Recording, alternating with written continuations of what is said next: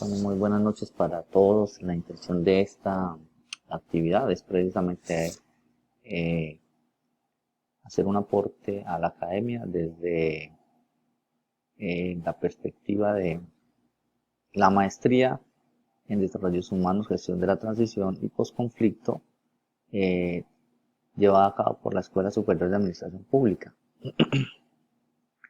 La intención de esta actividad precisamente es contextualizar los derechos de la libertad de expresión dirigida concretamente a los periodistas. Esta actividad se presenta a la doctora Gloria Milena Torres Rojas, quien quiero agradecer por su gran aporte hacia nuestros conocimientos en torno a esta maestría. Está todo dentro del marco del sistema de protección eh, de los derechos, sistema de protección internacional de los derechos humanos. Bueno, entonces de esta manera hacemos una pequeña exposición en cuanto a que vamos a desarrollar un guión en la medida de lo posible para esta actividad.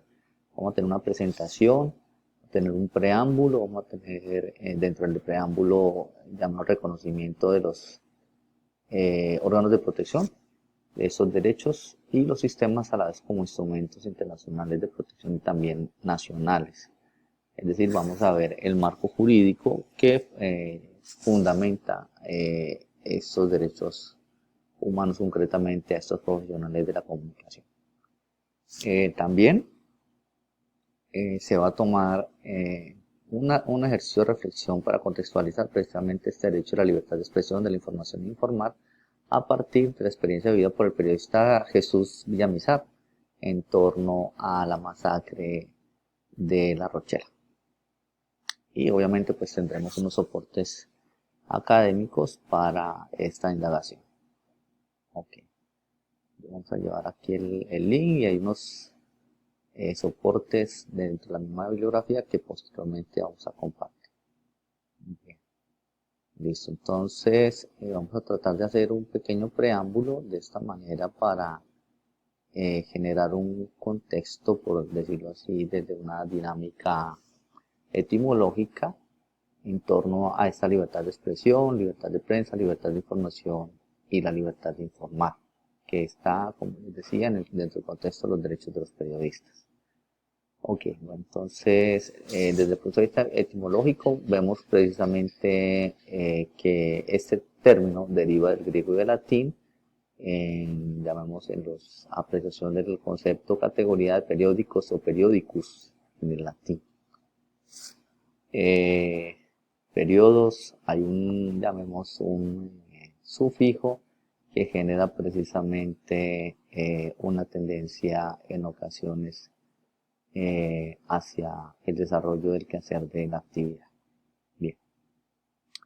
A grandes rasgos entonces podemos decir que el marco general de esta dinámica de protección internacional de los derechos humanos y propiamente a los periodistas pues está dentro del marco de la Corte la Corte Internacional como órgano de protección, la Corte Interamericana de Derechos Humanos, la Corte Constitucional y también, por qué no decirlo, las distintas altas cortes, desde la Corte Constitucional, la Corte Suprema de Justicia, el Consejo Superior de la Judicatura, que en algunos momentos tendrá esta dinámica de promoción y protección de estos derechos.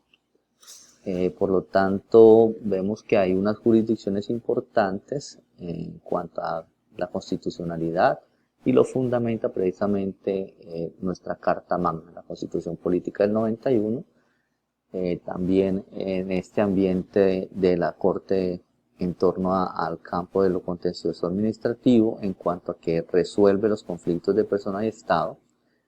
Ahí incluimos el Consejo de Estado, los tribunales contenciosos administrativos, los juzgados administrativos y también un campo en cuanto a llamemos la normativa ordinaria o la jurisdicción ordinaria, que es aquella que resuelve los conflictos persona a persona, como es la Corte Suprema de Justicia, los tribunales superiores de distrito judicial, juzgados de circuito, juzgados municipales, y también encontramos una jurisdicción especial en el caso de nuestras comunidades de los pueblos originarios, También en torno o dentro del marco de el proceso de paz, hay jueces de paz, jueces indígenas, jueces de penal militar, jurisdicciones especiales para la paz. Bien, entonces creería yo que en esta medida vamos a ir al trasfondo después de esta presentación importante. Bien. Algo que se quiere resaltar y rescatar aquí es que precisamente brindamos una herramienta importante como ayuda, llamemos didáctica, para el desarrollo precisamente de este contenido temático, y es precisamente el hacer alusión al Sistema Interamericano de Protección de los Derechos Humanos, ya yendo a la parte inferior, y ahí vemos precisamente los fundamentos normativos, como es la Carta de la OEA, la Declaración Americana de los Derechos y Deberes del Hombre, la Convención de Derechos Humanos, que está, llamemos, categorizada por una abreviatura que es la CAT.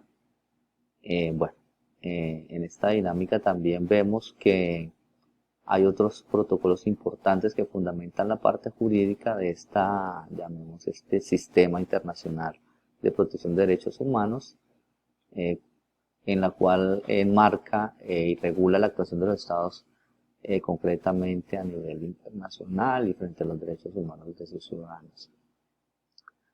Bien, algo importante así para resaltar, y haciendo una pausa, pues ahí estamos hablando precisamente en la dinámica de los órganos y los sistemas de protección. Encontramos en cuanto a órganos a la Comisión de Derechos Humanos, a la Corte Interamericana de Derechos Humanos, en los cuales se funda, como les decía, en su carta constitutiva a partir de la institución de los Estados Americanos. También encontramos precisamente la Convención de Derechos Humanos, que es como el fundamento sobre el cual se mueve también su jurisprudencia como acción propiamente de estas organizaciones antes mencionadas. Ok.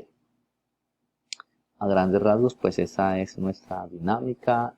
Para seguir continuando con este ejercicio, pasamos posteriormente a este ejercicio de ver en cuanto a que el derecho de la libre expresión está enmarcado dentro de la opinión pública como un derecho de informar, que lo cobija como tal, y en la cual manifiesta que toda persona tiene el derecho de informar. La libertad de expresión se ha ponderado como primacía social en perjuicio de derechos individuales. La intención es canalizar hacia la colectividad de la expresión de ideas y conceptos. Ahí hay un fundamento, llamamos jurisdiccional, en esta, o mejor, jurisprudencial, a partir de la sentencia tutelar 512 del 92. Entonces también vemos otra, llamemos, fundamento en cuanto a la categoría de la libertad, en cuanto a que es un origen constitucional. Se fundamenta precisamente en la competencia propia de la Corte Constitucional a través de sentencias cautelares y tutelares, como la vemos acá, en la cual en algunas describen precisamente la extinción del buen nombre y la honra. En la 442, en la sentencia cautelar, la 489, los derechos a la intimidad y al buen nombre y a la honra. También están invitados los mismos periodistas a hacer el ejercicio a partir de la sentencia tutelar 512 a la rectificación de la información cuando se vulneran los demás derechos, es una confrontación de derechos. Esta sentencia tutelar también, la 391, habla sobre la libertad de expresión, artículo 20, que es el más fundamental, sin excluir el artículo 93 y 94 de la Constitución como tal. Bueno, a grandes rasgos, entonces podemos decir que estas sentencias constitucionales o de nuestra Corte es una jurisprudencia de la Alta Corte. De esta manera vemos precisamente el fundamento de sus sentencias jurisprudenciales en lo que hace relación a la libertad de expresión. Esto hace énfasis concretamente a los medios de comunicación en su sentencia tutelar, la 609 del 92, y también la sentencia cautelar, la 488 del 93, frente al derecho a la información. Ahí también, desde esta dinámica de los sistemas de protección, vemos muchas sentencias tutelares y cautelares, como lo vemos aquí de esta manera, pero pues queremos sintetizar de la siguiente manera. Hace referencia de alusión a la rectificación de la información, como se decía en el argumento anterior, a principio de buena fe, que goza toda persona y todo ciudadano llamémosle en cuanto a sus derechos fundamentales. También la libertad de expresión y la libertad de prensa, el derecho a la información, que llamemos enmarca la gran sombrilla de la opinión pública. El derecho a informar en cuanto a competencia de los medios de comunicación social, es decir, aquí al periodista. La libertad de información en relación a ese derecho y deber propiamente del hombre. Hay un ejercicio, pues obviamente, de salvaguardar el buen nombre, que no sea pisoteado ni lastimado.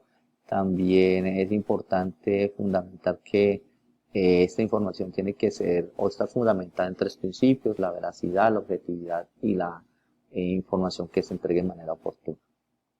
Bien, a manera concreta, después de los análisis que se hacen en relación a un tema puntual que pues se expuso, como estudio de caso de la masacre de Mapiripán, iré más adelante en cuanto a entender que es importante en esta dinámica de los derechos humanos, y sobre todo en este énfasis en relación al derecho de la libertad de expresión, pues debe ser enmarcada en una dinámica de una acción de no daño, ¿sí? Una acción sin daño, en la cual precisamente está fundamentado estos derechos propiamente fundamentales.